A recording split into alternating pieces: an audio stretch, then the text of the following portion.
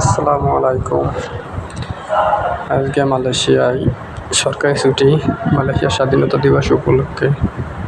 তো যাই হোক, রুমে বসে থেকে বোর হয়ে যাচ্ছিলাম, তাই জলদি জলদি আটা এবং চিনি গরম পানি করে, এটাকে গ্রামের ভাষায় পানপিঠে বলে, সে পানপিঠে বানানোর চেষ্টা করলাম। তো যাই হোক, আপনারা দেখেন, প্রথমবার তেমন একটা ভালো হয়নি,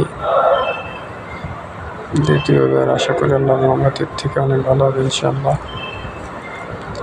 তো বিদেশের বাড়িতে প্রথম নয়, তৃতীয়বার ট্রাই করলাম।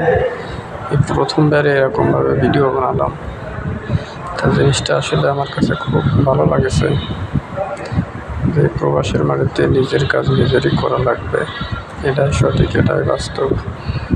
তো যাই হোক, আল্লাহর অশেষ রহমত, আলহামদুলিল্লাহ অনেক ভালো হয়েছে। প্রথম কিছু পিঠে ছবি দেওয়া হয়েছে, এগুলো ভালো হয়নি, পরবর্তীতে আস্তে আস্তে আরও সুন্দর হয়েছে। এই হচ্ছে তার অবস্থা ভাই।